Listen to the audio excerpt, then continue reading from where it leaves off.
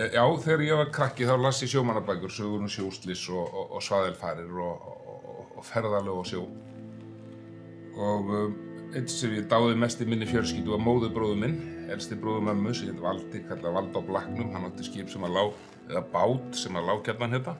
Draumurinn var að komast á sjó. Svo var ég næstu 4 sumur, reyndar drjúgan part af vetri líka, í alls konar sjómennsku, meðal annars á síðutogara. Og síðan þá hef ég alltaf hugsað það að það væri gaman að nota þetta efni, þar sé sjómennskuna, lífið á sjó og sjóarana og svo framvegis, og beita á það svona galdri bókmenntanna.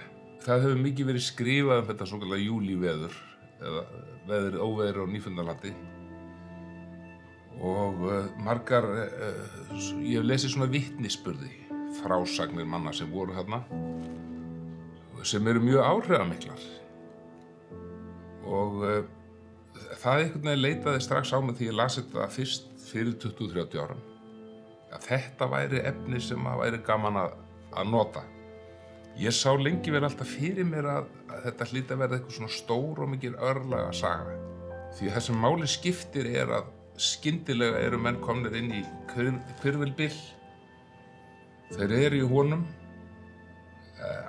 algjörlega stanslaust og án þess að fá nokkuð hlé í 3,5 sólarhring.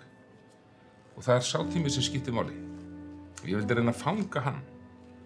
Og þetta náttúrulega ekki langur tími, en hins vegar þá það ekkert hlé, það ekkert stopp. Og fólk á helst ekki að leggja frá sér bókina heldur. Ég reyndi að stoppa sem minnst við að skrifa þetta, svo ég skrifa þetta á stuttum tíma.